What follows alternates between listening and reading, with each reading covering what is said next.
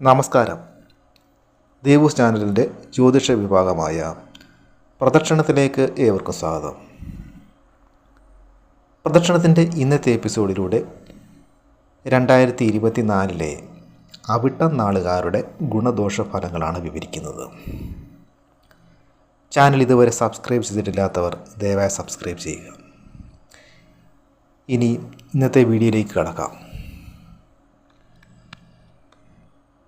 മകരം, കുംഭം രാശികളിലായി കാണപ്പെടുന്ന അവിട്ടം നാളുകാർ കൂറുകളുടെ വ്യത്യാസമനുസരിച്ച് വ്യത്യസ്ത സ്വഭാവങ്ങളുള്ളവരായിരിക്കും.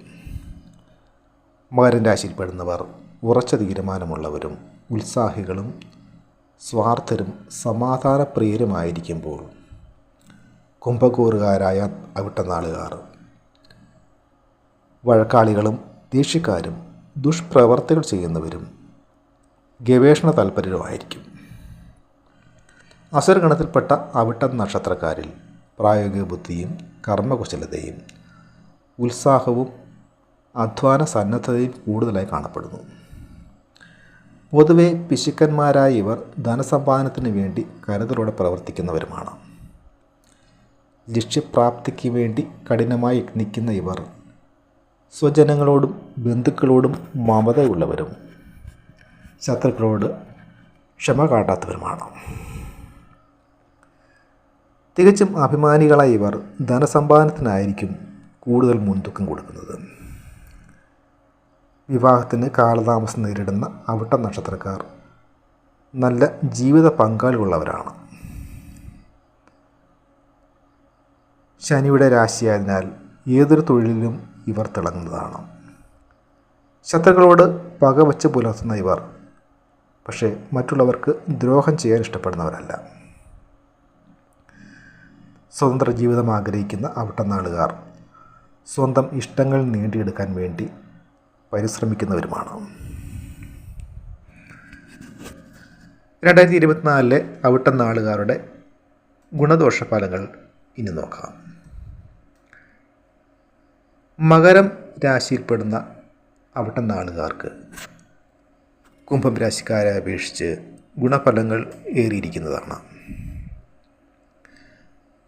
വ്യാഴത്തിൻ്റെ രാശിമാറ്റം മാരുക്കൂറിൽ വരുന്ന അവിട്ടം നാളുകാർക്ക് ഏറെ ഗുണം ചെയ്യുന്നതാണ്.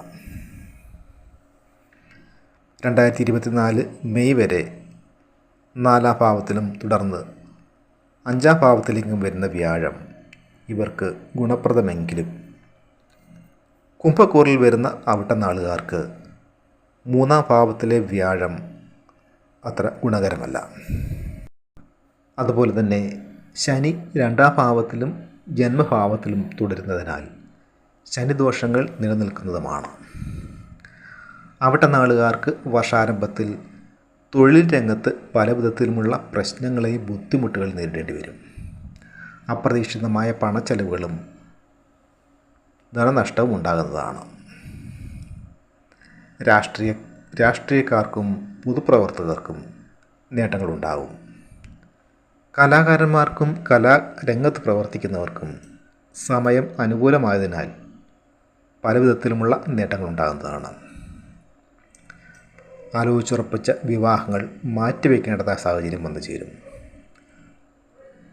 മാനസിക വൈഷമ്യങ്ങൾ ഏറിയിരിക്കുകയും ഏർപ്പെടുന്ന കാര്യങ്ങളിലൊക്കെ തടസ്സങ്ങൾ നേരിടേണ്ടതായും വരാം. സാമ്പത്തിക കടങ്ങളിൽ നിന്നും രക്ഷ നേടുവാൻ വേണ്ടി കൂടുതൽ ബാധ്യതകൾ വരുത്തി വയ്ക്കേണ്ട സാഹചര്യമുണ്ടാകും. പലപ്പോഴും ആരോപണങ്ങൾക്ക് വിധേയനാകേണ്ടി വരുന്നതാണ്. ഈ വർഷം ജോലിയിൽ സ്ഥാനക്കയറ്റം പ്രതീക്ഷിക്കാവുന്നതാണ്. താൽക്കാലികമായ ജോലിയുള്ളവർക്ക് അത് സ്ഥിരപ്പെടുത്താനുള്ള സാഹചര്യമുണ്ടാകും. പഴയ വാഹനം മാറ്റി വാങ്ങുന്നതിന് സാധിക്കും. വീടിൻ്റെ അറ്റകുറ്റപ്പണികൾ തീർക്കുന്നതിനും ഈ വർഷം സാധിക്കുന്നതാണ്. വിദേശത്തേക്ക് പോകാൻ ശ്രമിക്കുന്നവർക്ക് കാലതാമസം നേരിടേണ്ടി വരും. ചെറുകിട കച്ചവടക്കാർക്കും സ്വയം തൊഴിൽ ചെയ്യുന്നവർക്കും സർക്കാരിൽ നിന്നുമുള്ള ആനുകൂല്യങ്ങൾ ലഭിക്കുന്നതാണ്. സ്ത്രീകൾ മുഖാന്തരം സാമ്പത്തിക നേട്ടങ്ങളുണ്ടാകും. വാഹനത്തിൻ്റെ കൈമാറ്റത്തിലൂടെ വരുമാനമുണ്ടാകുന്നതാണ്. ഈ വർഷം വസ്തു, ഭൂമി എന്നിവ സ്വന്തമാക്കാൻ സാധിക്കും. വിദ്യാർത്ഥികൾക്ക് പഠനത്തിൽ പുരോഗതിയും പരീക്ഷകളിലൊക്കെ മികച്ച വിജയമുണ്ടാകും. അവിടുത്തെ ആളുകാർക്ക് സഹോദര ഗുണം ഉണ്ടാകുന്നതാണ്.